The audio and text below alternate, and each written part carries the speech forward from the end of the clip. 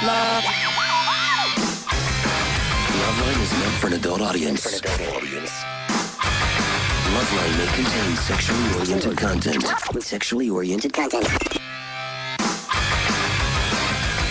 Listener discretion is advised. This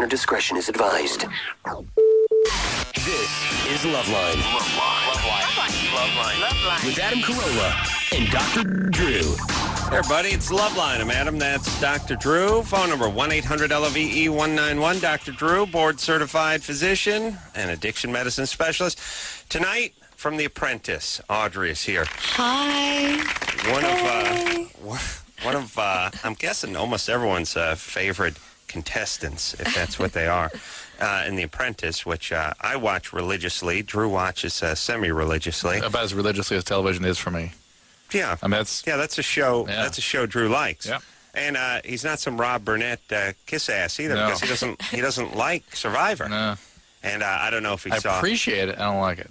Okay, thanks, Drew. No, but I mean, I appreciate the value, the way he does stuff. I mean, right. I really do. You just don't like it. But I like The Apprentice. All right. Next time your wife puts a dress on, explain that to her, how you appreciate the dress, you just don't like it. See how that works. I would say something like that. Yeah, you would. Appreciate what into that, but I'm not into it. Right. So just see how that goes. Oh, yeah. See how that goes. Audrey is a beautiful firecracker, a zesty chili pepper. And that sounds good. Yeah. Getting hungry. Audrey was basically up in everyone's grill, and now you tell me, obviously, how much of that is editing or how they create a story via editing. I mean, obviously. Well, let's recap the story. I didn't miss this one. Because you were sort of you were sort of under the radar for a while. Well, I just don't think that I was the kind of person at the beginning that I just wanted people to look at me. Right. I was more the one that just sat back and was watching everybody and saying, okay, we're going to weed out the stupid ones real fast. Here's this person. Oh, those are going to be the ones first fired and da-da-da-da-da. So, yeah. You were right. Oh, I was. For the most part. Yeah, it was like 4 and 5.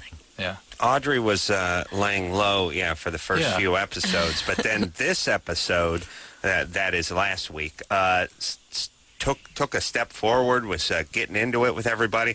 I think she got knocked around a little at the boardroom from the week before, and was feeling a little bit sniped at. Maybe like there was a little dissension in the group. And a week doesn't even pass, right? It's like a day passes and you go right back to work. The very next, it's just that night, the next morning. Yeah. So they wake up the next day after having that big experience. So Audrey got PO'd and announced to the room that she was going to be the leader of the next competition, which was, I think, the putt-putt golf competition. Yeah. And there's a little she's not going to lead, and she took the step forward. And it was a pretty close competition. I mean, there's maybe $200 between the two of you. But yeah, $1 is a winner, Mm-hmm. Yeah. That's it. No, it's all. It is a winner. For $200, that's a big gap. That's all it takes. Yeah. Yeah, well, they had like a scary clown theme. And one of the guys was chewing Copenhagen in the clown outfit. Which might have scared a couple kids away. Clowns are scary enough, but one dipping clown. Yeah, one is dipping. It's disgusting. And by the way, the guys who carry around the spit cup, it's like, my thing is like, could you please just urinate on my leg? Yeah, would you please? It would be so much better. What else are they going to do? You know what they do? They spit in a Coke can. I don't. No. He spit in water bottles and would leave them in the van. And every time you got in the car, it was just like one water bottle after another. And you're just like, I got to hold back my throw up. That's the whole thing. It's one thing when guys used to spit in a styrofoam cup or something. Now they do it in the little Evian thing. Yeah. And it's, half of it ain't making it in. Oh, yeah. It's cascading down the side. It's like... it's so... that was what I sat on then. It's repugnant. I really people make a big thing about smokers and secondhand smoke. You're intruding on my whatever. How about just the gross out factor? Yeah, you know what I mean? I mean, just pick it up and drink it thinking it's Coke. Oh my God. It's got like Hep C and botulism and the flesh-eating bacteria and mad cow disease. You get it all. The bird flu. You get it all. But here's the thing, and this is bringing us to a bigger point, and then we'll get back to The Apprentice. I've been complaining about this on Fear Factor. I switched on to it last night. They were running through some some rancid quagmire, and then they got to a bucket of decomposing horse heads, and the guy was sort of eating this decomposing flesh, his face, and I had to like hold my hand up and run for the remote to try to avert my gaze because I was getting like a gag thing was coming up, and I thought to myself, we make such a big deal in this society about like somebody's cigar smoke blowing over. You know, even if someone's smoking outside at a restaurant, it'll be like, sir, your smoke is coming out. How about just seeing some guy with the nipple piercings and his shirt off, and the guy spitting in the thing? Oh, like, that's it. I mean, seriously, you're a right-thinking, sane person. Would you rather smell a guy smoking a pipe at the next table? Visual pollution. Or see the Joe Rogan yelling at a guy who's got his face in a bucket full of maggots and otter semen, you know? Yeah. Well, what is that? How know. come, and how come, you say and, you got trouble with the FCC. Yeah. But go ahead and put your face in the decomposing horse head bucket and then eat suck the crap. bile out of that. You spit that bile in your partner's mouth, and he can bring that up, and your friend can do a line of it with a crazy straw. This is okay? Well, here's what it is. It's about sensibilities. You know, I mean, either you're offended or you're not. Doesn't offend most people. Oh, quiet down. I don't care. Seeing opening flesh and stuffing your head into rotting flesh, that does affect most people's sensibilities. So anyway, right? you lost that. You lost that. And you got Where was that? I was talking about Audrey. In the boardroom, right? Mm-hmm. Yeah. Okay. And you broke down, you said. Oh, yeah. Ooh, yeah. Why? Yeah. Well, because it's just this emotional buildup, and then all of a sudden you're fired. It's overwhelming, and then it's over. The whole thing was about how hot Audrey is. Really, the whole episode. It really was. It really was. I gotta be honest. Which was, I always thought Audrey was really hot, but she was kind of flying under the radar. No one was saying anything about it. And finally, episode whatever, everyone just came out and started talking about how hot she was. Audrey was talking about how hot she was and saying something that guys never say, which is it's a liability. You didn't like being so good looking when you were in like junior high and high school, right? Well, it wasn't that way. It was more. Said she wanted to scar her face. Well, it's something like that. That's what you said. Again, artistic license. All right. Hyperbole. Came out of her mouth. Yeah, I know. I just think that at some point these guys were it was just overwhelming. They weren't taking you seriously? Well, it wasn't just that, but I have a very good job. I make good money. I'm not really used to being treated this way and undermined and demeaning. These guys were really belittling towards me, and it just got to the point that says, look, it's not just a pretty face here. I got a brain too. Did you forget about that? And I was pretty smart, and I stick up for what I believe in, and I didn't really let my team fail. I said the things I needed to say. People heard the things I had to say, but them hearing it and doing something about it was completely out of my control. Well, Audrey's also part of the street smarts squad as opposed to the book smarts guy. I don't think the book smarts group would have got into the physical stuff because they've been coached. I mean, they know better. They're more worried. PC. Yeah. Sure, they go to the shower and squeeze one off. No, not just alone with God. Yeah. But they don't say anything when they're sitting on the sofa. Right. The street smart guys are like, listen, sweetie pea, I'll do the thinking. Look, you little pretty girl over there. Go freshen up my drink. That's how those guys are. How about that African American woman who was clearly had a psychiatric problem? And they had to leave, and they pushed her out. I mean, they really. Verna. Verna. Well, you guys didn't see that. The team, on the other hand, it was very, you see Kendra, Stephanie, Aaron, and they were very, younger, good-looking young girls that were on the show, or young women that were on the show, and she's a mom. She just had a kid, and she just can't really relate with the other people on her team. There was nobody there that she could really... She went into a fugue. She went into a fugue. She went wandering through some Well, that's beach what you guys didn't see, though, is that she started feeling very alienated and left out. That's paranoia. That's paranoia. And that she got acutely paranoid, and then she went into a fugue state. That is a psychiatric syndrome that she manifested. Yeah. Absolutely. You got all that out of that. Oh, yeah. That's how that happens. That's what that is. That's just what that is. That's not, maybe it is or isn't. That's what it is. And so the question is, did they take care of her? Did they get her proper care? I mean, I don't think she had any mental issues at all. I think she was a sweetheart, and she did a great job, and she was... That has nothing to do with whether or not... That has nothing to do with whether or not she had a psychiatric issue. She had a psychiatric syndrome. Well, I think that she's nice. You understand that the pressure is seriously there. And our task... this task we're talking about was the motel task. Yeah. The second task that we had. Yeah. Our project manager threw 14 toilets away. Yeah. You could imagine how much time that just set us back in construction. And then, let alone, he's not even telling the contractors to give us the cheapest deal. He's basically saying, do what you think needs to be done to these rooms.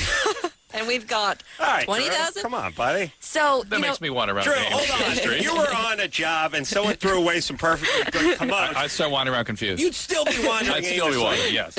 And as opposed to me, who would be rambling.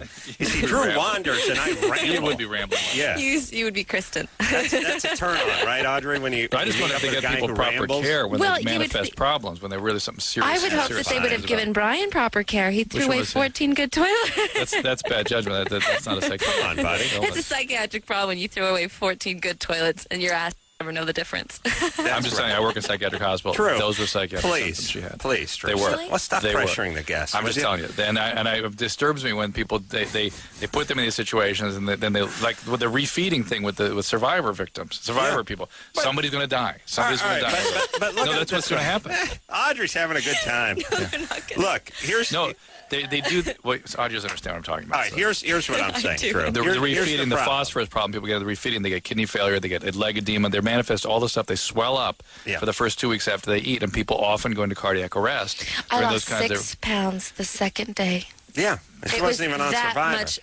Drew. That much pressure. You're not sleeping. You're barely really eating, if not... Yeah, but you're on the You just don't have time. Your body's just stressed gotta out. Let me say this, Drew. Relax over here for a second. go. Here's the problem. There's all this potential stuff, but nothing ever seems to happen. Eventually it will. Some will. Some might not. But let me ask you this, Drew. Yeah. If you took this group times, 10 seasons of Survivor times X amount of seasons of Apprentice, right, and you just took this group of 30-something, average age 36 or whatever, 41, whatever, and you took, ends up being 800 people and you put them together, eventually something would have happened to one of them anyway. Yeah, look at it that way. No, it's actually, buddy. It's not that. Someone would have got hit by a car. Well, okay. That's all I'm saying. Maybe that. Drunk driving, whatever. All right, the point is we can't live in the past. Everyone lands on their feet. Audrey wasn't excited about being beautiful in high school, but now she thanks her lucky stars for what she looks like. Yeah? It's not hurting you. And you're in real estate. It's always good. Yeah. That's funny. Guys want to buy a condo from you, right? Yeah. I sell more than condos. Yeah, I know. But I would buy a condo even if I wasn't looking. You'd be like, I'd be walking down the street, be like, I sell real estate. Can I buy? Geez, I just bought a house. I got a condo. How about a condo? Did you got a condo? It's like when I'm leaving the store and that black kid wants to sell me a candle. I don't really want the candle, but I just take it, Right, sure. He's going to go to a better junior high. That's all. All right. You know what a power move is? I do. I buy the candle and don't even take it. I just give the kid the $5 and keep walking. Sure. That's nice. Sure, Yeah. that's nice. Yeah, makes me feel powerful. All right, you ready? Yeah. Cicely? Yep. You're 19? Yep. What's up?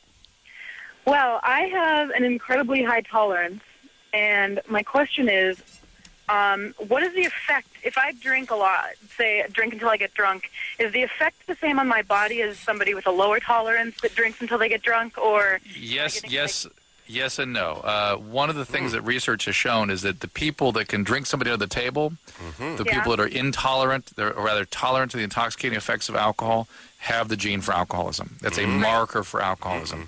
And so while you may not manifest intoxication the same way, you have the potential for this disease. You have the genetic marker for it. I definitely know that.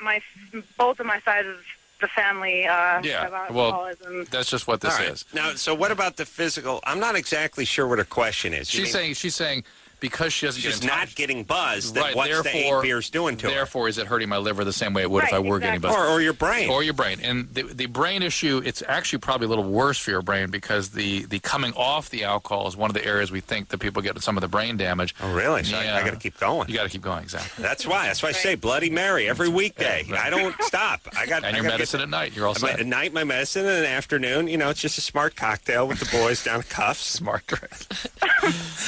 But here's the thing: if you drink, so it's not the process of being altered. Like my mom drinks a thimble of champagne she's bouncing off the and ceiling. those people tend to be protected against some of the effects of alcohol. Well, because they stop. Yeah. Well, she drinks 2 thimbles and she vomits and passes out. So it is not the intoxicating effects. All that intoxicating stuff is a function of the GABA system, the GABA A system for the most part. Right. So that's not going to. It's just you're physically not taking in enough, even if you're that light of weight that you'll pass out. You're just not doing it. Though there are other things that can predispose to liver disease and these sorts of things. Like other things you bring into your body. I mean, there's some people that can breathe carbon monoxide and feel fine, others who pass out, but it's still doing the same thing to your body. Right. That's like anything you take in. Okay, it's a little more complicated than that, but yes, Come on, basically. buddy. I mean, there's different ways that the body metabolizes things and distributes things, but in this case, particularly being a female, the effects are going to be profound, Cicely. Audrey, I bet you get crazy when you get drunk. Yeah? Oh, man. It'd be good for the first, 3 hours, and then you'd wish you was sober. That's my take. You have to get out of there. Yeah, first, here's what I'm thinking with Audrey. We start boozing about 9 p.m. It's just from Utah, strangely enough. Oh, really? We'll all get together for a drink. Start boozing about 9. You're looking pretty good about 10:45 or 11. It's a party about 12, but as you start getting about 1 o'clock, now it's time to pack it in. What's when the belligerent sets in? Yeah, and she's getting angry now. She's coming after you. It's tough. Then it gets fun again about 4 a.m. So then you're done. Well, she's passed out. Yeah, just doing your thing. All right, where are we? Yeah, 4. Line Cicely, 4. she cool? We're done, yeah. Line 4. Stacy? Yes, hi. What's up? Hi. Hi. Is this... Am I on the air? Yes. Oh, great. Okay, well, my boyfriend has this awful rash on his penis, and he doesn't really want to have to go to the doctor, but I know it's probably something that he needs to do.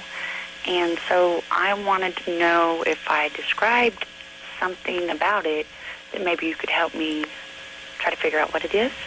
90% probability the answer is no. Really? But we'll try. I haven't ever been able to interpret a rash. You don't know what it description. is, but you can certainly Adam, check. It's quiet. never happened. You can check its Describe history. it. Go ahead, describe the rash. No, I mean, Describe the rash in detail. How does it feel? well, it looks like it looks like a buffalo nickel. Is it a I'm saying- cauliflower? No, you want to know what he was doing, though. Was he? Yeah. How many partners does he has? How long he been with you? That kind of thing. Exactly, Would that help? pretty much. And No. also the fact that No. I don't want to go near it. Because we don't know what he's been doing besides her. Well, so, what- so what does it look like? well, Go ahead. It's Give her a like- chance. There you go. like in little patches or something, and it's raised above the skin, and it goes all the way down, I don't know, close to his, I can't say the word on the air, I guess. Well, what direction are we heading? Toward Mecca or Saka? It's Saka, I guess. Toward Saka. These are. I pray every morning at sunlight. I take my ceremonial towel, I put it down, I face it Yeah, towards and Saka. it's in that area. It's Saka towards Mecca. Yeah, bells ring. Yeah. Stacy, is it like a patch It's in Would you- patches in different areas. on the penis, Yes. on the shaft of the penis? Yes. And is it colored? Yes, it's red. Is it ulcerated? It's raised above the skin, yeah. But is it blistery? Well, not that I could tell. Does it look like a wart, like cauliflower? Well, yeah, All right. possibly. Hold on. Do warts don't look like a rash, do they? Don't they No, but just look like warts? but when I asked her, does it look like cauliflower? She's like, no. well, yeah, kind of. No, Okay. she said it's red, it's patchy. I know, Drew. Listen, Stacy, let me explain something about Drew. Once he's decided this isn't going to work, forget it. It's a stupid waste of time because do you want me to go through the possibilities? No, Here are the forget it. possibilities. You Here are the possibilities. You're a doctor on the radio. What do you want to do? That's my point. There's certain things I can do, certain things I Tell can't. her. She It called could in. be- Why'd you pick the call? Oh, you want to know? Ooh. I'm glad y'all picked the call. How old are y'all? Can I ask that?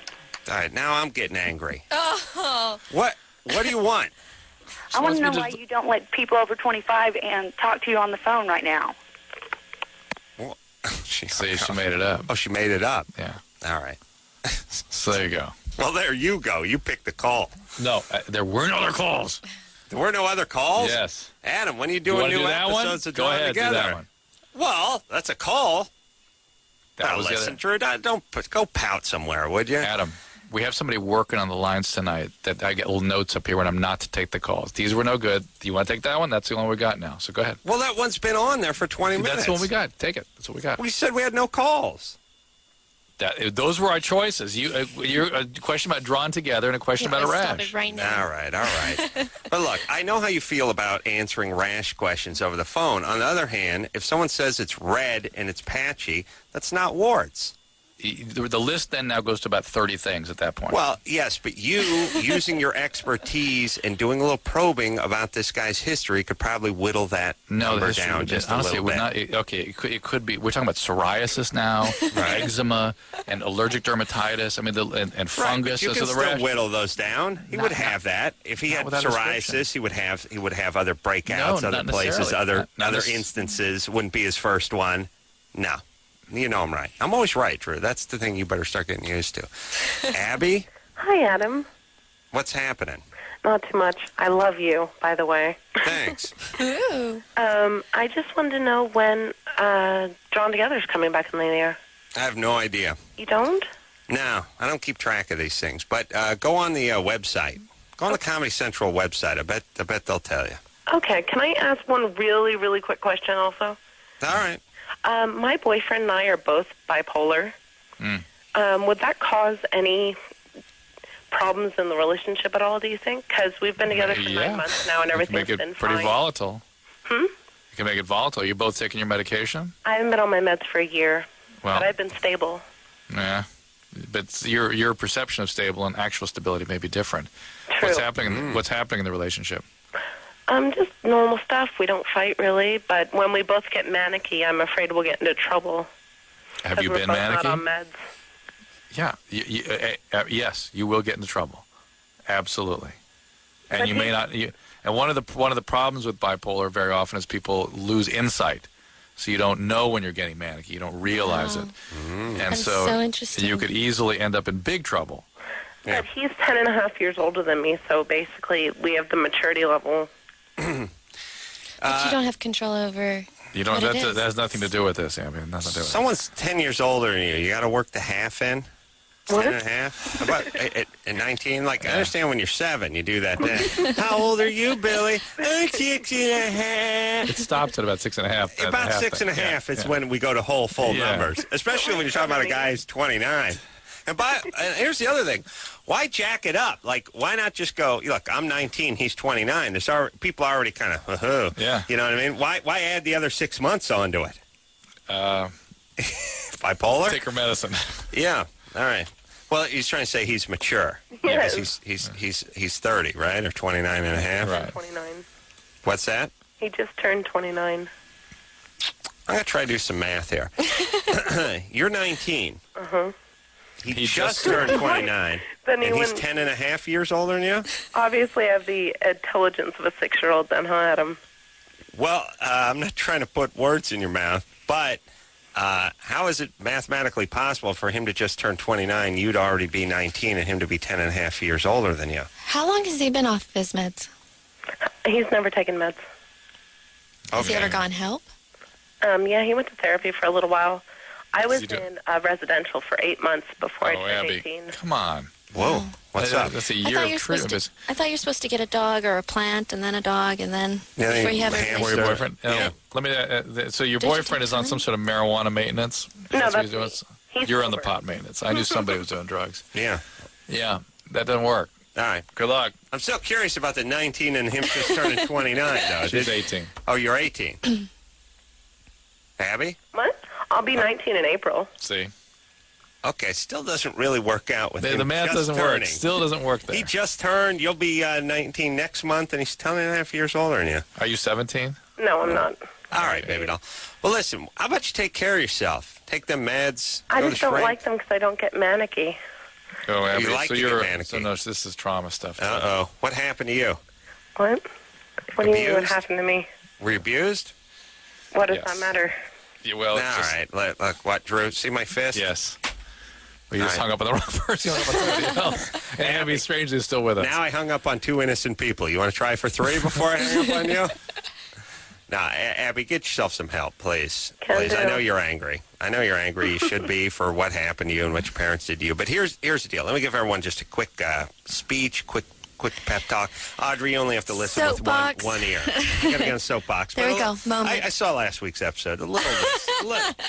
I love it. I love the meltdown. People had difficult childhoods, and that's unfortunate. Many of us have. Some ranging from just a little neglect to all-out abuse. Or in your case, just missed a couple football games. Missed a couple football games. I'm still bitter. Yeah. The point is then you get out into society and you just sort of recreate that relationship. You're angry. Women do it especially, unfortunately. Men do it in their own way, but young women do it with relationships. They do it with father figures, and they do it with authority figures oftentimes, as you saw Abby just do it to us. Right. Called us for help. We never met her before. She was kind of curt and standoffish and weird and a little short and angry, essentially. Hostile. Then what happens is you go out into society and the abuse continues because now you have radio show hosts yelling at you, unfortunately hanging up on other people along the way.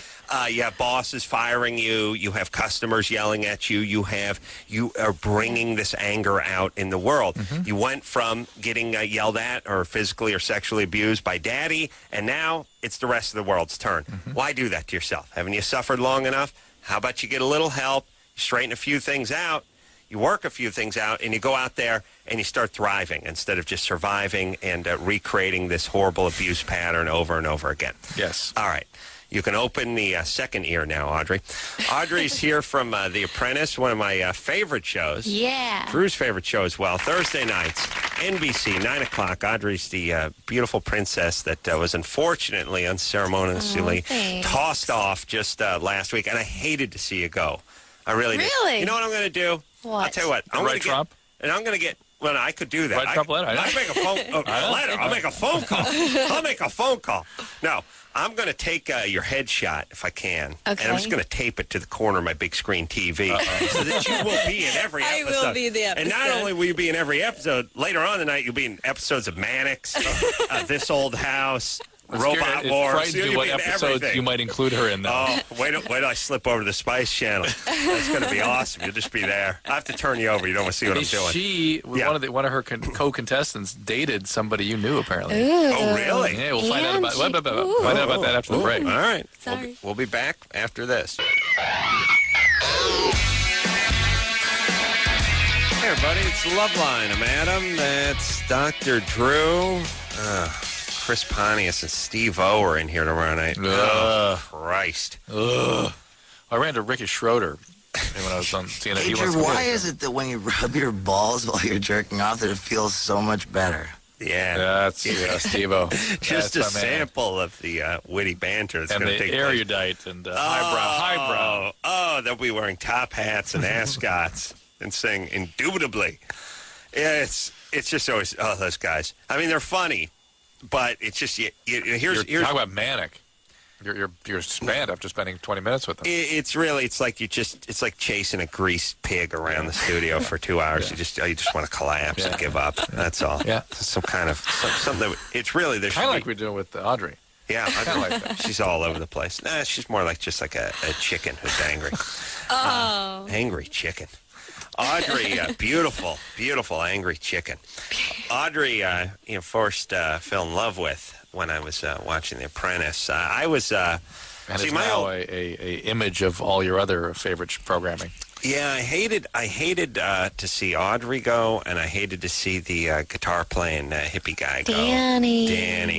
Danny was cool. Played the guitar. He went pretty early though, didn't he? He went pretty early, and it always bites when someone you kind of dig goes early. And it's interesting with those. He tried so hard to make Mr. Trump happy and like him, and no such luck. Well, do his hair back in a ponytail and stuff, and be all nice and clean proper and clean up, and Yeah, you wonder about guys. I always get suspicious of guys that are in a good mood too often and not complaining about things. Like, if I play the guitar, I'd be like, oh, why aren't the goddamn people turning when they can turn and the light is green? But they just keep sitting there like a-holes. Makes me want to take the guitar and smash your windshield in. Like, that would be my song. I realize all my songs just start getting angry and would be complaining about stuff. Yeah. Why did TiVo move the on button on the remote down in the middle with the other buttons where I can't find it at night instead of up and top where it used to be? La, la, la. Like, that would be my song.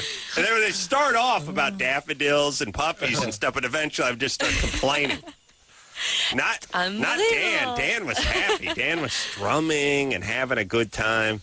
And then once in a while you think, I wonder if a guy like that could make it in a corporate setting, a corporate environment. Right. And it's like, no. But I was pulling for Dan. I liked him. And, of course, on the Street Smarts team, I liked Audrey because not only was she, easy on the eyes, but a firecracker. Zesty. Festive. Yeah, it's good. And you know what? Once you establish yourself as that kind of person, then it's fine. Well, and, we're all about type A personality. It's all of us. You put a bunch of control freaks in the house, and you're going to wonder what's going to happen. Who's the first one to lash out, So. Do you feel like there was some elements of overcompensation because you're young, because you're a woman, because you're pretty? Absolutely. You always have to be doing, twice as much work, pulling twice as much weight, and working twice as hard. It's because people aren't going to take you serious at such a young age. So you got to keep that in the back of your head. How old are you now? I'm 22 still. 22. But what about, and, take this in the spirit in which it's intended, but what about the element of having perhaps a chip on your shoulder thinking people aren't taking you seriously because you're a woman or because, and overcompensating for it? Do you know what I'm talking about? Like anticipating it. Yeah, I'll make this example. Happens with our brothers in the African-American community. Every once in a while, black brother doesn't get a job, but it's not necessarily because of racism. Most of the time, it's like, 10 guys applied for the job and one guy gets it. But you'll walk away thinking, it's racism. You know what I mean? With you, it's like, I'm beautiful, I'm a woman, I'm young, these guys are coming down on me. But they're just coming down on everybody sometimes.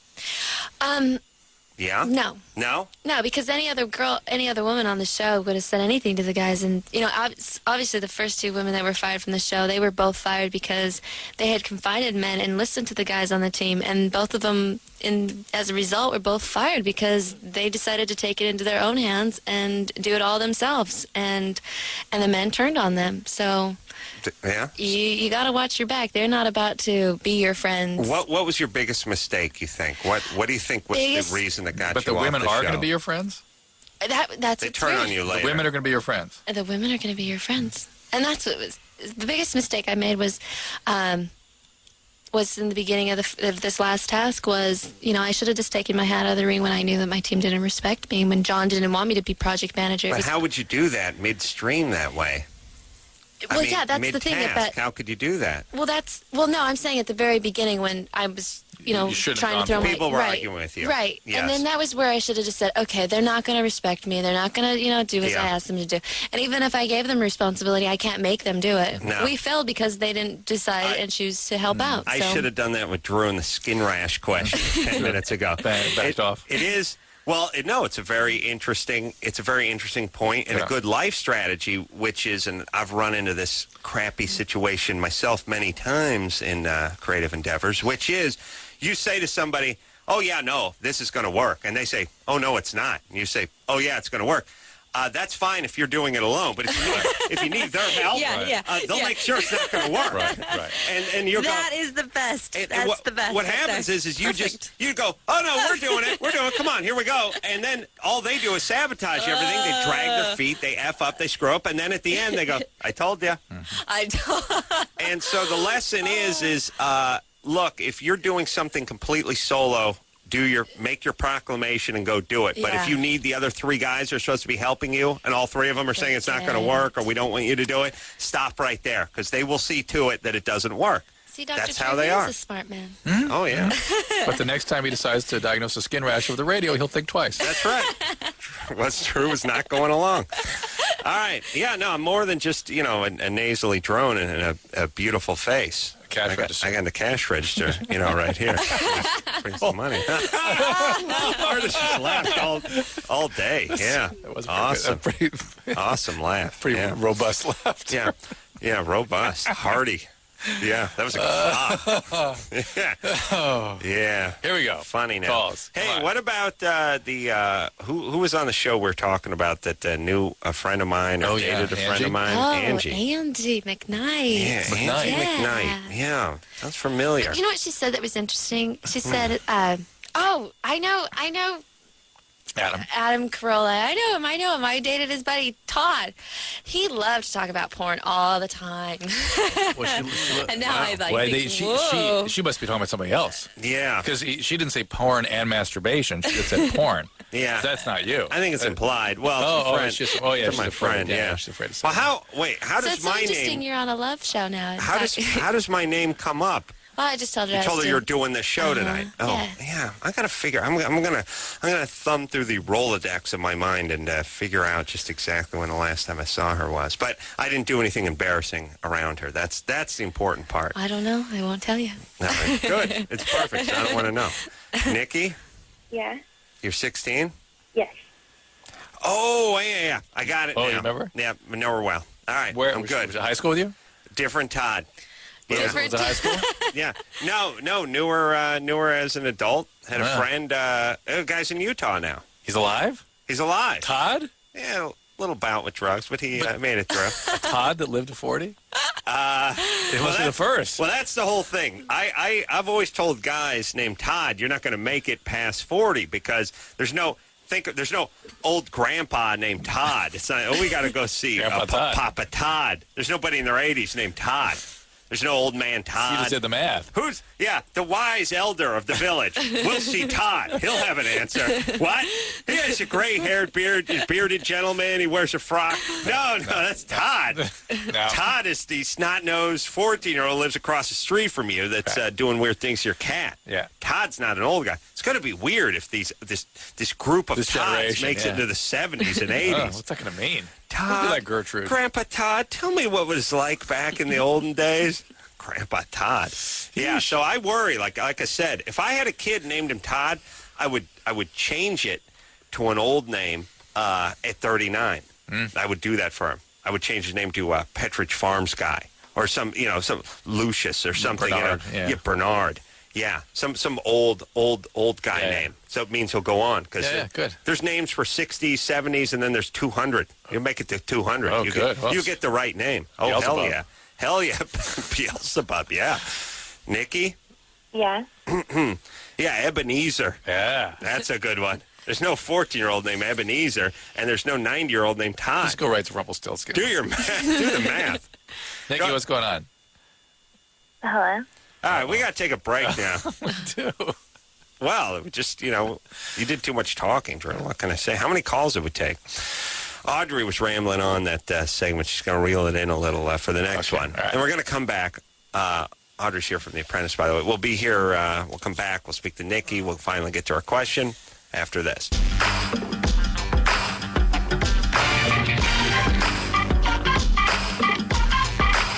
Hey, everybody. It's Loveline. I'm Adam. That's Dr. Drew. Phone number, 1-800-LOVE-191. The Wild Boys, Chris Pontius and Steve are coming in tomorrow night. Hey, Drew, why is it that when you rub your balls while you're jerking off that it feels so much better? I haven't noticed that. It's so brutal because Drew's the man, so they got to come in there and rub their stink on the man. Right. I get the feeling if you're just sitting here with a paper clip going through your nostril and some pants, you'd be like, leave the guy alone. Yeah. But because you're the man, you're all buttoned down and uptight and everything. They come in here and screw with you. Get a rise out of you. Yeah, and I get hit with the residual urine. Audrey here tonight from The Apprentice. That's her punching the mic. Thursday nights, 9 o'clock, NBC. It broke my heart to find out that she was let off the show last week. One of my favorites. I would say my favorite. Fight, don't you think? One of the best episodes they've had thus far. And thank you. Audrey befriended Angie, and Angie befriended Audrey. And it turns out I know Angie. I forgot.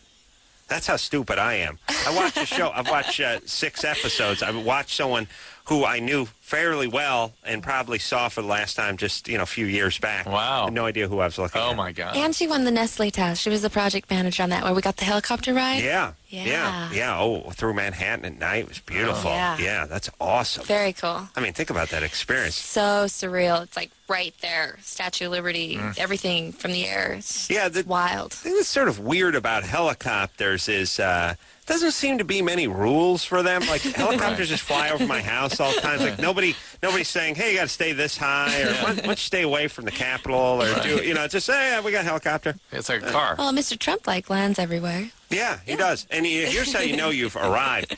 When your helicopter has a retractable landing gear. Ooh. You know what I mean? I've never seen that. Big enough. The big ones, the big, huge. No, I'm not talking about the troop transports. I'm just talking about the executive ones where the gear comes up. Wow. Yeah. Although it's not good for me because I like to hang off the skid, you know what I mean? like Jeff Probst, right, you know what I mean? Right. Just hanging right off the skid with my choker. Let's see if we can take a call this segment. All right? Okay. Leather choker. Nice. Hanging off the skid. You and Jeff. Yeah, yelling, bring it down. Here. Like the pilot doesn't know where he's going to land. Nikki? Yes. You're 16? Yes. What's up?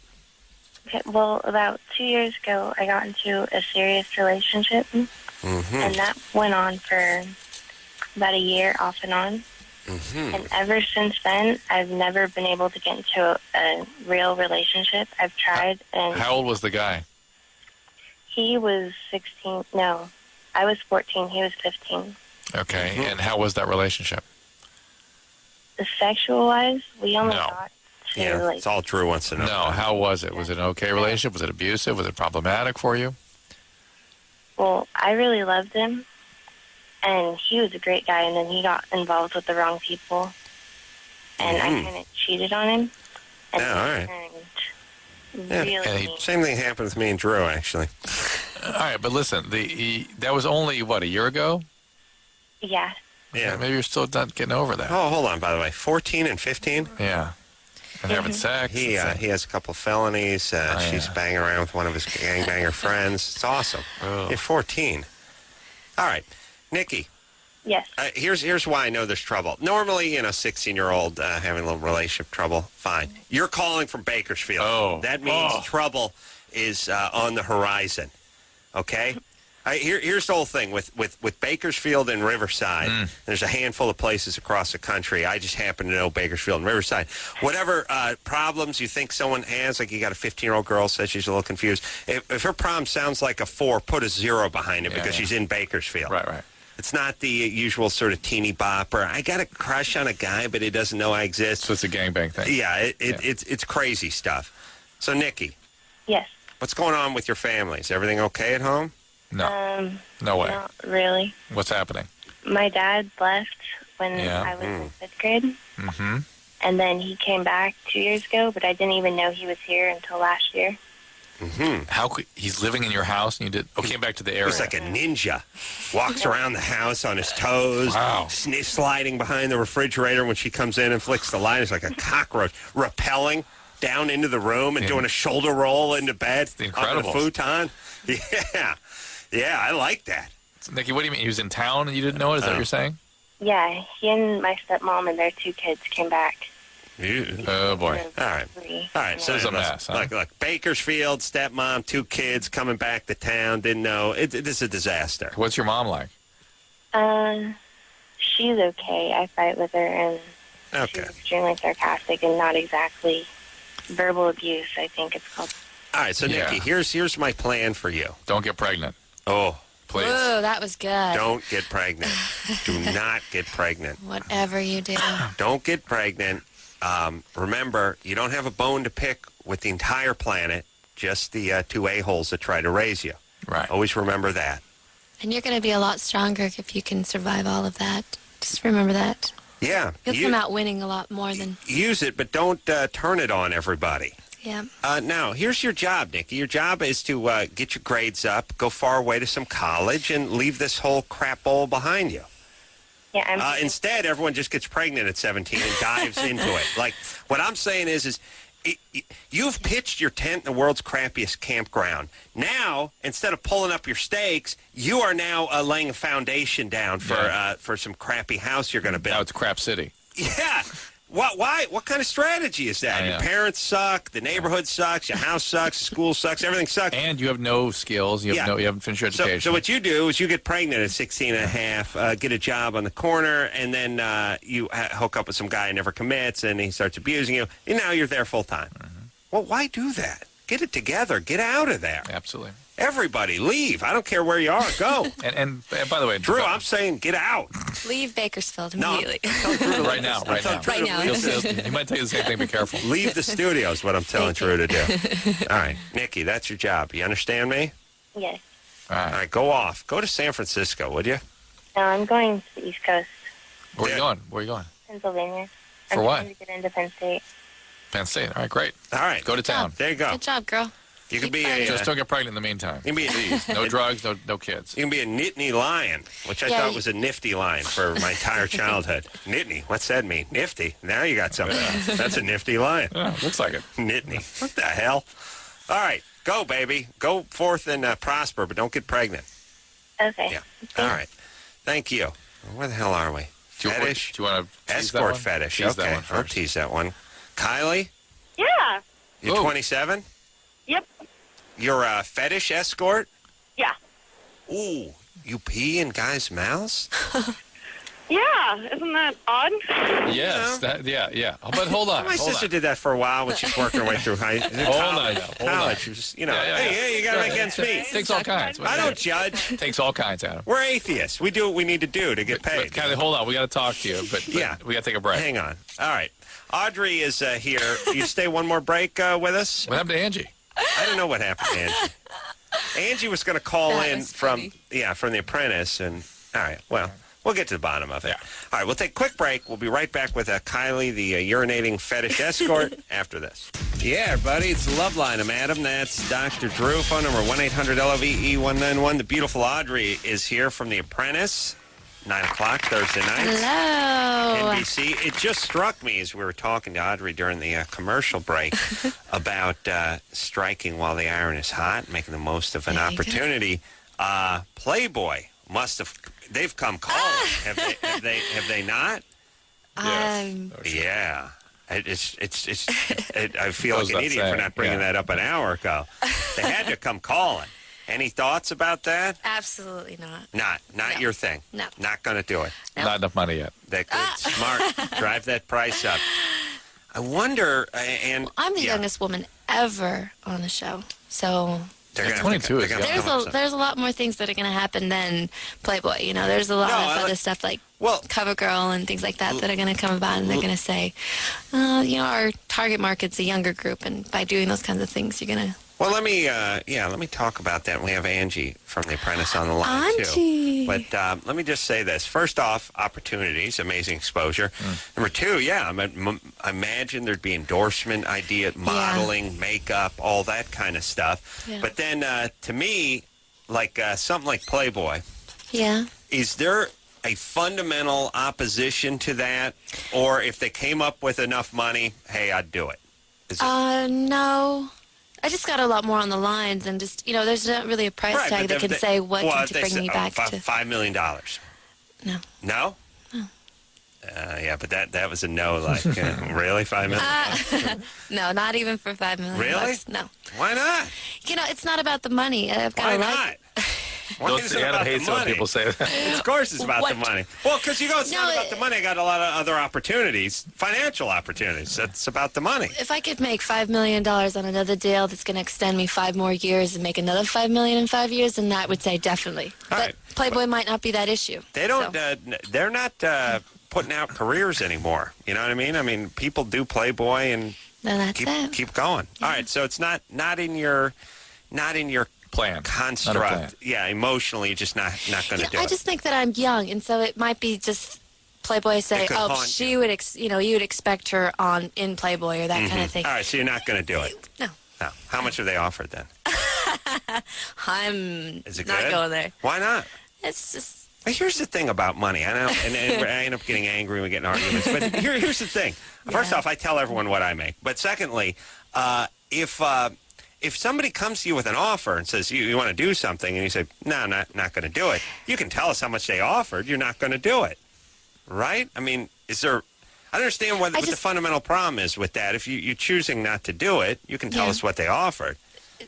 No? Why not? It's just because it's all part of the package. It's just all part of the principle of it all. You turned it down. No, it doesn't matter if I turned anything down. We still wouldn't talk about it. You know, this is business stuff, and it could make you or break you, those kinds of decisions. And, you know, whether I thought it was enticing or not so enticing, it wouldn't matter. It's a no-go. The whole idea is a no-go. So. All right, good. Now tell us what they offer. It's a no-go. No, I mean, it's like in sports. So they offer, the Yankees want this guy to come over from the Indians. It's like, they only offered him $4 million over 3 years. He's not going. Let's talk to Angie. Maybe she got an offer. Nothing? Maybe Angie got an offer. All right, let me just ask you, though. Yes. You just tell me over or under. I'm not going to say. $400,000. I am not going to say anything. Really? Nope. True. Talk to Angie. Maybe she's got a point of view on it. No, Angie doesn't have any answers. How dare you? Now she's going to be mad at you for suggesting she was not offered a Playboy. I'm not. I'm talking about Audrey. Angie's still on the show. Although she's off the show now. Well, everybody's off. That's the point. Right. All right. 4 or 5. Come on. Just give me over. Give me over or under. No. Why? $1. Can't over $1. What is that? What is that? Did I come from another planet? Like, why am I insane with this stuff? Or do they make you promise not? Do they make you promise? If they make you they promise, don't make me tell promise us. anything. You know, it's just something like morally and businessly. Must be like kissing and telling. Oh no, it's nothing But there was like no that. kissing. I know. That's the point. She didn't even have her tongue out. They just made an offer and she didn't want to do it. I did, and I'm just curious how this stuff Maybe works. they make the people feel fearful there's going to be retribution if they talk about it all. They must tell you not to talk about how much it is. You know, it's honestly, NBC and Mark Burnett Productions have both agreed that those are not options that any of the women on The Apprentice are even allowed to do. Oh, that's interesting. Well, why Jerry don't you did say it. so? Jerry did it back From in the day. Survivor? Yeah, but this Apprentice. This is NBC, and I don't know. I don't know. Oh, interesting. All right, That's so they have a policy. No, which it's is not a policy. It's just that our contract states that we're secure talent through them until our contract's up for 1 year, and they're just trying to protect the show and as well as us. So in the sense, the show hasn't ended yet, and they're trying. It's still a business show, and as long as it's on and the season's on. Well, you could have said that a half hour ago. You have a contract that says no doing X, Y, and Z. It doesn't say X, Y, and Z. It just says ask. It says ask. Which means don't. Just interesting. Huh. We need approval, though, but you need approval. But so if you even do a mascara commercial, they'll probably say you could do that. Absolutely. Well, and the thing is that if any of the opportunities that are available to us, we are, we can take and accept whatever we want. But it's also what NBC decides. They say, okay, is this going to kill the reputation of the show? Is this going to do this? Is this, so they get like right of refusal. Right. Oh, interesting. All right. I'm still angry at you, by the way, Angie. Everyone. Angie, hi. Hey. Hi. And yes, of course I got offered Playboy. How much? I can't disclose that, Adam. There you go. See, we're doing good. Yeah. Hi, sweetie. Hi. How are you? How's Trump Tower? Beautiful. We miss you here. Oh yeah, Angie, you know how far you made it, don't you? We don't, though. Adam, we don't. Yeah, but we go back, Angie. You can tell me. Yes, we do, Adam. How funny is that? How the hell are you? I'm doing well, and I see you're doing well as well. I'm trying to think when the last time we saw each other was.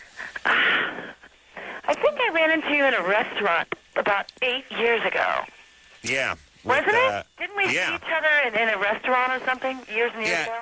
Angie was the girlfriend of a friend of mine. I don't know if you guys are still going out or anything. Todd? No.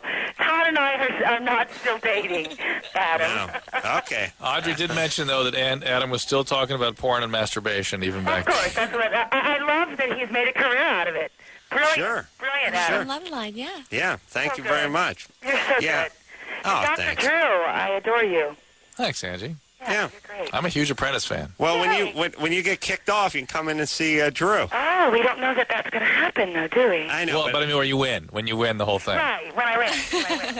Yeah, Wait a minute, I thought I won. I'm playing just playing the odds. There's still like what is there, like 9 people? Wait, 9, 10? Yeah, How many something people like are that. left? I don't know. Where are we at? How many were left? 9? When I you think left? there's we're 9. 9. Audrey, how many are left? I'm 7, so there's 18. But Right. Verna quit, Yeah, Right. and Verna quit. Right. so there's 10 left. All right. So Angie, where are you now? Are you in Los Angeles? No, I'm still in Trump Tower. Oh yeah. No. We got past that We're part. still in New York doing the show. Yeah. Yeah. No. I think we're allowed to talk about the part where the show's over. You just can't. Oh, I don't know. I don't know about that. I don't know that I am. Well, it's interesting because Angie's I want to still talk on the about show. Todd, yeah. and I want to talk about you liking porn and masturbating. Yeah. Okay. That's all he talks about. Dr. Drew, Angie's just please. making that. Yeah. He has issues. Just, Oh, he has a bunker. Well, I'll let you go. Angie, did he still have a bunker, a porn bunker back when you knew him? Or maybe he couldn't afford that back No, then. I had an apartment. Now he's got a bunker. But I think he has like retinal scans to get in and stuff. It's he's great. A complete addict. Completely addicted to porn.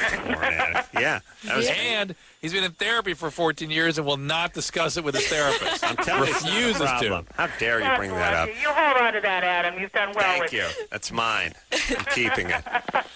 All right there, baby doll. Well, we'll see you soon. Sorry to hear about you and Todd, by the way. Well, thank Yeah. you. Thank And you. you used to live in like Studio City or Yeah, North right. Hollywood or something, didn't you? Baby. Yeah. All right. and he's going to be doing a cabaret the end of this month. Yeah, I'm doing Cinegirl and Feinstein's and all that. What? You're singing? You're doing Yeah, stand I've up? got a show. I've actually got a show at the Cinegirl the 19th of March, next Wow. Saturday. All right. Were you flying out here from Trump Tower for that? Yeah. And Taking I've got the one of those in New York. All right. Well, Angie, it was great talking to you again. You too, Adam. Come on the show. Yeah. Thanks. Come on. After you win. All right. on the Yeah, show. absolutely. It's on the Love you, agenda. Audrey. I love you too, Ange. Bye, honey. Good luck. Bye. I can't believe how stupid I am. I watch that show every week. I didn't even know I knew Angie. Well, I hadn't seen her in a few years. I wasn't thinking I knew anyone on TV. Right. Yeah. One time I saw me on TV, I was confused. But that's I attacked the screen. It's weird Like for a you, dog. though, that you with all the, notice everything. weird, yeah. I know it's weird But because you put on the normal person's head for 5 minutes. Normal people screen stuff out. Yeah, I just don't think of Growing anyone I hung out with back in the day as being on TV. I'm just saying, you put that bias, that prejudice into your brain, and you screened everything else out. Yeah. What prejudice? That you wouldn't know anybody you were going to look at on television. Oh yeah. You decided that, and then when somebody came on, you decided you didn't know them. Yeah. No, I'm thick. That's stuff that normal people do. Oh, they You do. never do that. No, I never do that. All right. Well, let's see. Not normal. I'm human. Kylie? Yeah. All right, here we go. So Kylie's 27. She's a fetish escort. What does that mean exactly? I mean, how do you... Well, I'm not an escort in the typical hooker sense. What I do is I do fetishes, which is How did you start... generally non-sexual. How did you start... Yeah, I'm sure. I could argue peeing on somebody's in a way more intimate than giving a BJ with a condom. But anyway... Yeah. How does one go down that path? I mean, how did you get interested in that? It honestly, I got into it very slowly, and it was for the money because there aren't a lot of people who do fetishes. And How did you even know do that them such well. a... How did you do them well? It actually was. Hold on. When she did the fetish, I had her about 170, and when she did it well, she went up to 195. Okay, all right, got it now. That's just me. All right, Kylie, go ahead. Kylie, how much money do you make? One job. Oh, look over here. Look who wants to know. Yeah, curious, aren't you? Curiosity. Yeah, don't tell her, Kylie. Do me a favor. Just don't tell her. It's because he wanted to ask the question all night, so let me ask the question. No, Kylie, don't tell her. This is how that feels. So, but Kylie, how did you even I'll know tell there you was what we're such going to do, Kylie, though. I will talk to you. When Audrey leaves, we'll talk off the air, and you'll tell me how much you make. I kind of paid you for that kind of guy. How? Oh, she thinks you're trying to make a deal with her. No, listen, here's the thing. I pee on myself. I don't need someone else to do it. And you pee on everything else, too, strangely enough. I got sleep for that. Yeah. I just doze off and whiz away. Kylie, how did you even know there was such a thing as escort fetish? I'm good, too. I'm damn fetish escort. That's funny. I actually, when I was going through college, I was working on the weekends as a dancer at parties, doing like strip teases for birthday parties and bachelor parties for college. And I had a guy ask me if I would spank him for $100, and I was like, "Are you kidding?" And he's like, "No, I'm completely serious." And I was like, "Well, about $100, let's go." For you, Kylie. Hold on. I think she dropped the S-bomb. Yeah, but in a sort of playful way. Yeah. Let me say, the FCC should really take it like when context. Or tone. Yeah. Tone. Yeah. A playful F or playful S here or there. It's just a punctuation. Yeah, if someone screams, "I'm going to beat the S out of you," that's bad. That's bad. But when it's like, just doing a little S in that. No, she said, S, give me the belt, let's go. Yeah.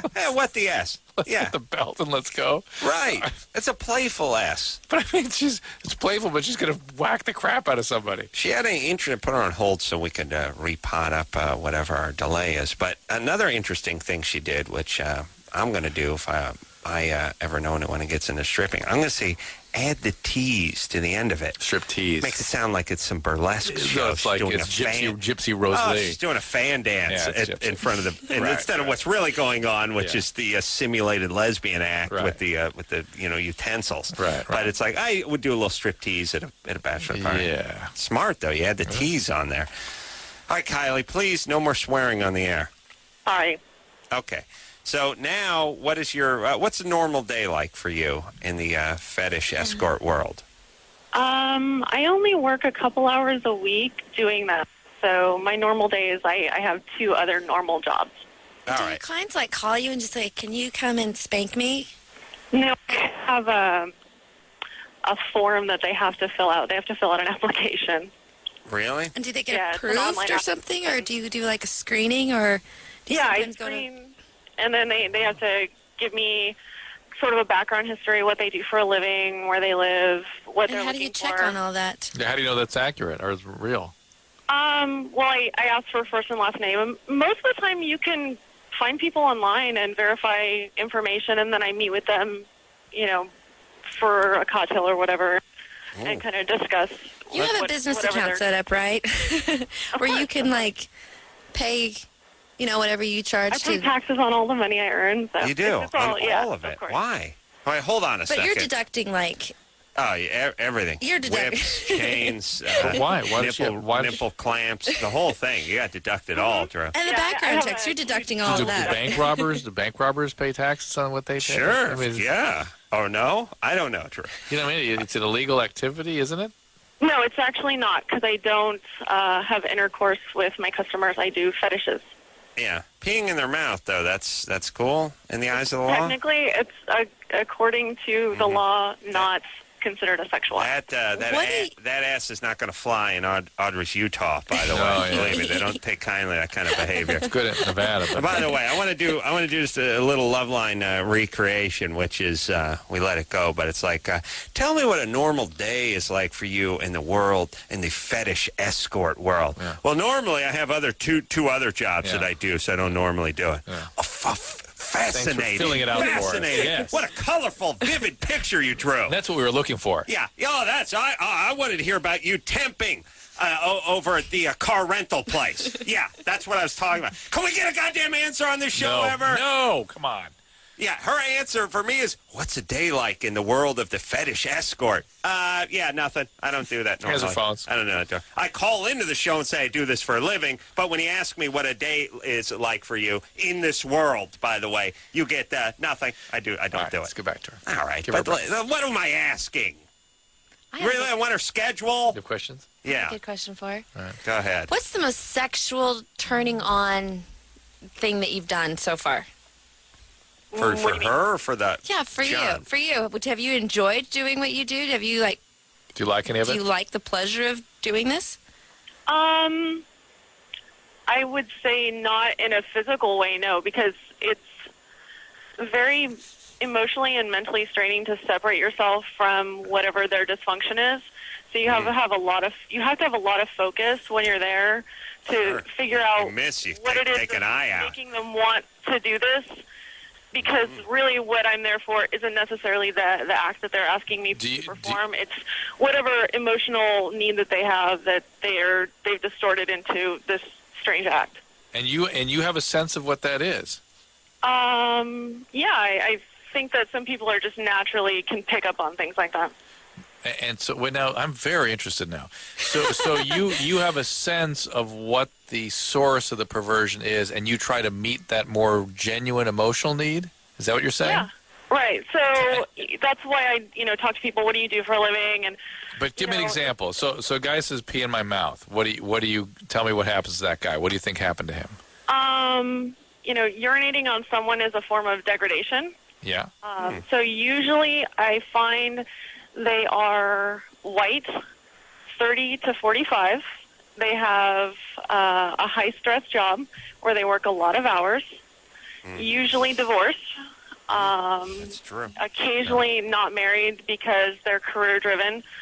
And most of the time, the fetish comes out of a turning point where they had just so much stress that they weren't able to deal with it.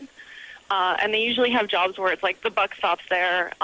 They're the boss. They're the one that takes all of the responsibility. All right, hold on. What I always say this guy was. Yeah, you've always said it's that guy. He's always a white guy, by the way. Black guy, Mexican guy, he's getting his ass kicked all day. Doesn't need to go pay to get his ass kicked. He's going to pay. But he's going to get some sex. Number one. Number two, it's always a white guy. He's always in charge. He's tired of kicking guys around all day. He wants to get kicked around. They want it flipped on him. How many men do you think are out there that fit that personality, that category? There's two of them in this room. Two in this room. And I'm not talking about the age man. Isn't that scary? Engineer Chris over here. I got zero of this stuff. Zero. Oh, no. Zero. No. Oh, yeah. Getting whizzed on? No. I got zero any of the extra, the paraphilias. I got zero. Drew, Drew's not into, it's he's not into very anything. Bewildering to me, yeah. No, but a passionate man. Do not kid yourself. If you're kidding yourself about his passion, stop. I forbid you from kidding yourself about Drew's passion. Do not confuse his lack of attraction for being urinated on for a man who does not possess passion. Oh, he'll show you passion. Give me a mouthful of passion, I'll tell you that right now. Kylie? All right, so there's that guy. I'm not nearly done. That's the only guy. But how about the guy? Do you do any of the weirder stuff? I'm fascinated by a guy that dresses up like a horse and pulls the carriage around and all that kind of weird stuff. Do you do those kinds of things too? Kylie? Did she hang up? Oh, come on. Kylie. Oh. That was a good conversation. I really gotta get her back. I was intrigued by Kylie. Remember we had those fetish women up here, and they told us they have a corral where the guys dress up like ponies, and they pull Cinderella's carriage. It's like, oh my God! I know. Who is that guy? I don't know who that guy is. I don't know who he is, but that's just something I never conceived of. I'll tell you, but that is as important to him as your passion is. I understand that. To you. That's what makes it even weirder. And another thing I've learned, we cannot judge. Can't judge. It's impossible to judge. Doesn't mean anything. It's a pure random act of free will. Yeah. Sure. No, the thing is these guys are always a mess, and but they're really buttoned down guys. They're not like the alcoholic, guys that are. They're not blue collar. Yeah. They're never blue collar. Because here's the thing about blue collar guys. Well, it could have been your guy, Mike Stramat. He might have been one of these guys. Oh, my old foreman, construction foreman. No, guys are blue collar. They're getting their ass kicked all day by their job, by their old lady, by life. You know what I mean? When you're eating off a lunch truck and you're just eating standing up and that kind of thing, you got somebody yelling at you to get back in and get back to work and stuff. When you buy a hooker, you're in charge. You just paid that $100. That's so you could be the boss for 10 minutes. Do you know what I'm saying? And the boss is to be degraded? Boss, no. The boss is not going to be degraded. Oh, I see. If you're the blue collar guy. The blue collar guy. I'm paying $100. I'm in charge. That's the anal sex guy. Thank you. Okay. I mean, I don't know. I mean, yes. It could be. Right. If possible. Yes, could be. I don't know. Theoretically. Why would I Theoretically. know? I don't know. Are you talking? I don't know what that is. All right. Do you believe that? Let's just keep moving forward. Well, actually, we got to take a break. Yes. Audrey, Kylie, Hey, please guys, call back. Thank Yeah, you. please. Are you leaving? Yes. I'm leaving. Audrey I'm out of was here. She was gonna stay for 1 hour, but I stretched it another 20, almost 23 minutes. It was 23 so minutes? much fun. 23 This minutes. is exciting. You had a good time? Very, very good, yeah. That in the Today Show, right? Oh, absolutely. All right, so listen, when whatever goes down, when you become the new face for Maybelline, or you do Playboy, whichever comes first, I'll you be here. come back on the show. Get the But plug. do her the favor of, if she does go on Playboy, not asking her what they paid. I'm going to need to Promise know. that now. I'm gonna need to know, Promise it now. But she don't know what Kylie got paid. So touche. All right, everyone. The Apprentice, 9 o'clock on NBC Thursday nights. Thank you, Audrey. Thank you, guys. We'll be right back after this. Yeah. Oh, yeah. Yeah. Woo! Hell yeah. Got to get it on. Hey, Kylie's back. Oh, really? Audrey's gone. Kylie's back. Really? Yes, really. All right. There we go. She went to another line. Kylie. Sorry, cell phone. That's all right. All right. We ain't done with you, baby doll. Now, Kylie is a... all right. Now that Audrey's gone, and I did enjoy the poetic justice of her not telling me how much goddamn Playboy offered her, and then 10 seconds later, what do you make? Yeah, see how people are? Fantastic. I'm praying she has her radio shut off now. I know the lump she had with her probably doesn't have FM in his town car. So you can go ahead and tell us what you charge. I charge $500 an hour with a 3-hour minimum. Wow. 3-hour minimum. Wow. Yeah. Does the guy that wants you to pee on him ask for other stuff too? That usually includes like sitting and talking, and like I generally encourage going to dinner or having a drink and getting to know them Build some urine a little bit.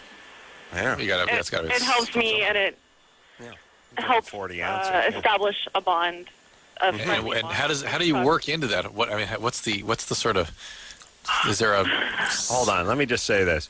500 bones an hour. Get naked, baby. I'm getting. I'm gonna bang the bejesus out of you for 180 minutes. I can't imagine us just sitting at Applebee's on the meter running. Drew, you'd be going insane, by the way. You'd be like meters running. You're sitting. She's like, any dessert for you guys? Yeah. What do you? I'll have the apple tart. That sounds a nice game. Like, for me. Drew's going insane. Like he's paying for her dinner. She's been sitting here for an hour and 10 minutes. Drew's like, we're now up to $586.53. Meters running. Drew's going insane. He has an erection. That would be torture for you. Be awesome. She's ordered the surf and turf. You're going. Oh, Drew, you'd be off the charts. All right, so you go out. So 3. Now, what is the longest session someone has paid for? 3 days. Whoa. And again, what do you do in those? I mean, what other things do they ask you to do? You're not having sex. A lot of times it's just go places with them. Usually it's like casinos or races or other social events. Mm-hmm. It's sort of exciting for these people that are interested in things that are not quite normal to have the facade of being normal and then have it go to very unnormal. It's exciting to them. Not all of them, but to some of them. Like Pretty Woman if Julia Roberts was 60 pounds overweight and whizzed on you when you got back to the hotel. Yeah. And what other stuff do they have you do? You do the math, Drew. Come on. Mudslide? Yeah, I mean, occasionally I will adorn a strap-on. Usually it's they want to be smacked, spit on, degraded. Mm-hmm. How about number 2? You ever do the 2? I have had requests for it. I cannot bring myself to do it. Well, you can't blame a guy for asking. Exactly. You just can't. You can't blame a fella. And Kylie has her standards, Adam. Please, how dare you ask for something like that? Maybe they're just not offering enough, right? I do feel like, as I was saying to our young friend Audrey. By the way, $5 million. I could take naked pictures of her this afternoon. You see, immediately, you give you enough money, and Yeah, you'll get the mudslide. But immediately what I get is that the children that were degraded horribly become these narcissistic a-holes. Mm-hmm. And, of course, that horrible degradation becomes a source of attraction in adulthood. Mm-hmm. And they can't get anybody really to do it to the degree that they need it. And so they get it done, they pay for it. Yeah. But that's who those narcissistic a-holes are. A lot of times, yeah. And sometimes it's not as obvious as that. It's something like really traumatic that happened to them when they were younger that got horribly twisted. Right. Yeah. And what happens when you urinate into someone's mouth? Wait. You said they work through it? They actually change as a result of what you do to them? To them, it helps them deal with it for whatever reason, and it doesn't really help them, but they end up compulsively doing this now. It helps them deal with it in the moment. Yeah, of course. She's not a urine therapist. Hold on. That's a decent gig. Wow. I wouldn't mind getting that gig. And believe I know of what I say. I whiz in the sink. Do you ever have guys like to wear diapers and crap themselves, that kind of stuff? I don't do that. But do they do that? Like they don't do that around. Feces in any kind of way. So how does it physically work when you urinate into one's mouth? It took a lot of work. And actually, the first time I did it, I almost threw up. That's extra, though, right? Yeah, that's what I was thinking. I was like, I can't do that. I got to charge him more. Yeah, sure. No, I'm just kidding. No, it takes a lot of work. You have to really work the muscles. Now hold on a second. He means position. Yeah. Adam means where are you? Yeah, listen, I can whiz wherever I want, whenever I want. And by the way, let me just say this very quickly. I don't like to brag about my urination prowess. However, 100 episodes of The Man Show, there were fans out there. Never got more praise than the time we're doing the Wheel of Destiny, and I was able to urinate on a guy's wallet in front of 200 people. But I just turned my back to the live audience of screaming people and immediately began urinating on the wallet. And people kept coming up to me. I can't believe you could do that. And I was like, I had to take a whiz. And they're like, oh, no, I could never. I can't even go at the airport, And I'm like, oh, no, so take a whiz. And I just started urinating immediately. There's 200 people. I was in a room the size of a blimp hangar with no walls in it. I just started whizzing all over this guy's wallet. Poor guy had a picture of his kids and a pilot license. Oh. But the point is I guess a lot of people can't just sort of do this. Obviously, I'm a pro. They can't just do this on command. Yeah, but Adam, weren't you drinking beer at the time? No. Well, yes. No, I was drinking beer afterwards. It doesn't matter, though. You always have to have a good source of volume. Yeah, listen, Weisenheimer. Okay. You put away a couple of beers and get 200 strangers screaming and see how fast you urinate. Be cool. I drink a lot of water. All right. So what are you doing? Physically, how does it work? Where is the guy? Is he on the bed? Is he on the floor? Bathtub? Generally, I will request that they sit in a shower or a bathtub. Right. Because that way you can stand up on the tub and it makes it easier. But what's the build up to this? Is there some sort of ritual that you go? Drum roll and then when he gets hit with the urine. Is that what you're talking about? Then the band strikes up. Ready to be peed on now? Or, what do you mean by build up? I mean, how do you get to that point even? I mean, I guess you sort of agree. Most of the time, they just kind of go, hey, can we do that now? Right. Wow. And you do urinate into their mouth? With as much accuracy as I possibly can. Sure. Yeah. And that's where they want it? Mm-hmm. All these guys like to be peed on, like it in the mouth. No. A lot of times it's just, on top of their head or sometimes, down their chest or, and do they consume it? Do they drink it? Yes. Oh. Yeah, they like yogis. That's what my question is I've been looking online and I found that urine is sterile, but I'm thinking there has to be some kind of risk of disease or bacterial infection or something with them consuming urine. No, they get a pretty good urea burden with that, and they too much in their body. They have their own and somebody else's. But they'll clear it quickly. And if you have viral illnesses, that can be transmitted that way. So hepatitis C or HIV or something. Kylie going, you suck on this tampon. I'm going to go in the next room and change. Are you okay? You'll be all right. You okay? Get you through this. Yeah. But even those are extreme. I don't think there are any documented cases of urine passing viral conditions. Listen, it's good times. People do it on lifeboats all the time.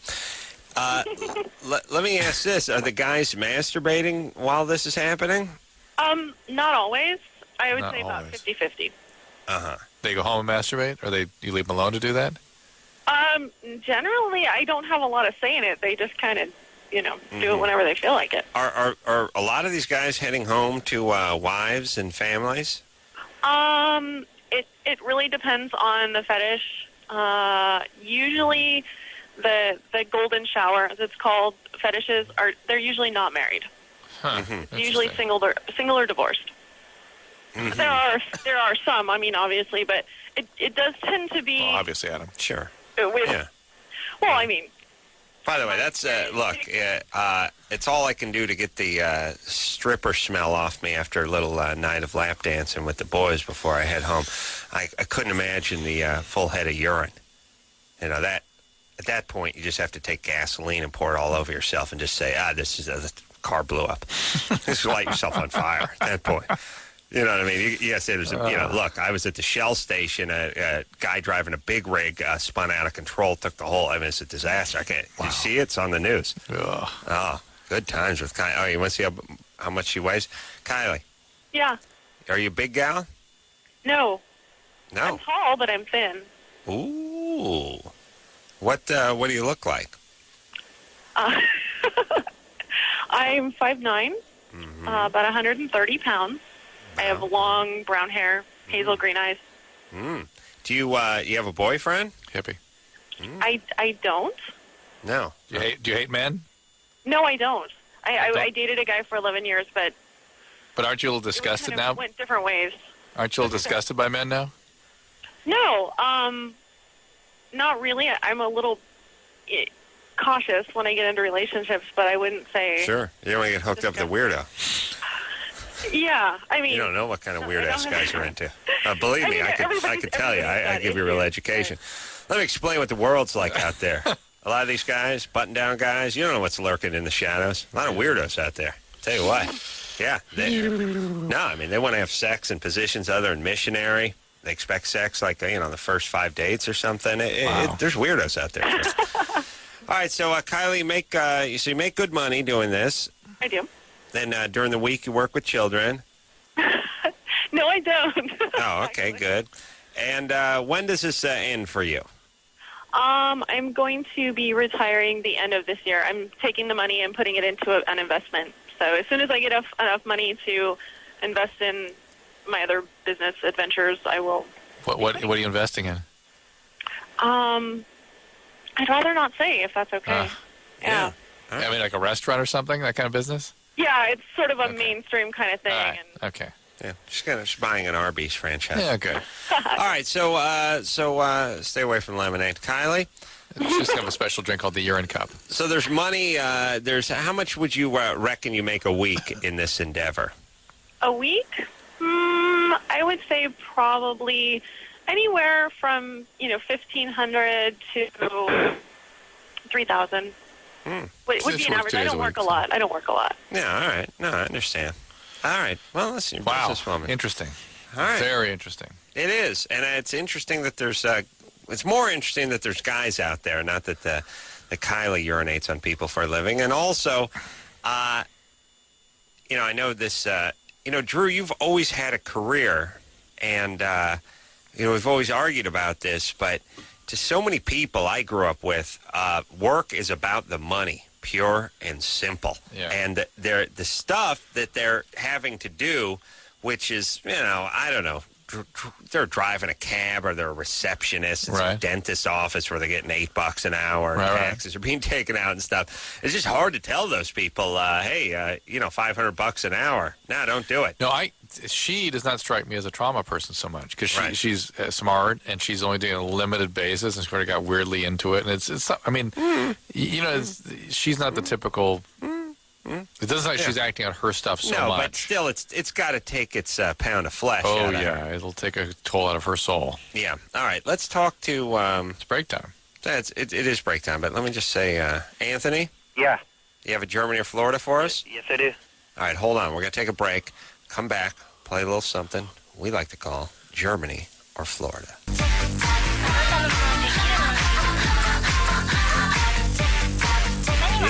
Loveline. I'm Adam. That's Dr. Drew. Wild Boys in here tomorrow night. Chris Pontius and Steve-O. Oh, boy. Yeah. All right. You ready to rock? Here we go. Talk to Anthony. Play a little Germany or Florida. Go ahead, Anthony. All right, okay. A man murdered a female acquaintance and dumped her burned body in a remote location. 7 weeks after the crime, he remembered that she had been wearing jewelry and returned to the body to recover the loot. But the charred skeleton had been found and identified the day before. When deputies stopped the suspicious vehicle on the road, the driver attempted to get away. Instead, he crashed into the police portable command post, where he was later arrested. Mm-hmm. Wow, that sounds like Florida. Oh, man. Doesn't it? Yeah. Going Florida. Yeah, Florida. Yeah, it's Florida. Yeah. And no specifics, just feel. Just felt Florida. Well, first off, say what you will about the Germans. And as you know my policy with Germany. Punish. They need to be punished. Or I'm not done punishing them. That's your policy. Well. That's your policy, yeah. They, 80 million people, they were, I would say directly responsible for putting in the ground. You got your World War I, you got your World War II. People focus on, they rounded up 6 million Jews. There's another 20 million Russians, and that's World War II. Forget about all the sort of collateral stuff that goes on from those a-holes starting those two wars. They couldn't have, they gave it 20 years before they started the next one. That's not a real long time in human history. You got one country starting a world war in 1915 or whatever, ends up like in 1918 or 19 or whatever, and then 20 years later, pow! Hey, we're moving again. Hey, everybody, what? Another world war. Oh, who's starting this one? Same country. Well, Jesus, they just had one. Yeah, they're starting another one. Can we take care of them? No, they're starting another one. Oh, what are they doing? They're squashing Poland. This time's a little twist, though. Before, it was just a world war. This time, they're doing experiments on fetuses and twins and Jews and gypsies and yeah. Oh no, it's a whole different part of this. They're gassing Jews. They're rounding up Jews. Well, it's for the good of humanity. Well, this time they're doing it for the good of humanity. Yeah, but what I'm saying is the first war they started 20 years ago that, took out 50 million people. My God. This one has a twist. They're not only waging war, they're also simultaneously rounding up Jews and other folks and torturing them and gassing them. Nice. Oh, really? It seems like they'd want to focus on the war. Yeah, they're multitasking. Okay. All right, so here's what happened. We'll get all our resources together, spend millions and billions of dollars. We'll ship it all over there. They're going to sink all these container ships we send over there, all the Liberty ships, the Wolfpack, the subs will sink. Most of those guys will just have a watery grave. And, oh, by the way, all the Jeeps and all the equipment we make, just go right down to the bottom of the Atlantic. That's awesome. That's just right at the bottom. That's all your taxpayer money and everything, all that rubber, all this stuff. And just, boom, all down the bottom. It's just millions and millions of tons just straight down the bottom of the ocean.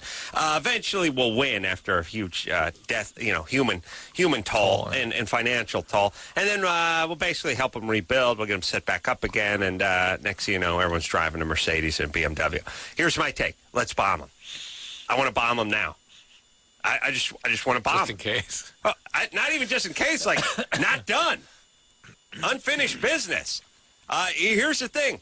I don't know what you guys are thinking. I'm not sure what you're planning. Maybe it's nothing. Maybe it's something. Maybe you got something up your sleeve. Maybe you changed your ways. Either way, here's a couple bombs. There you go. And when they go, oh, what? What is this? I can't believe this is an outrage. They would be outraged, would they not?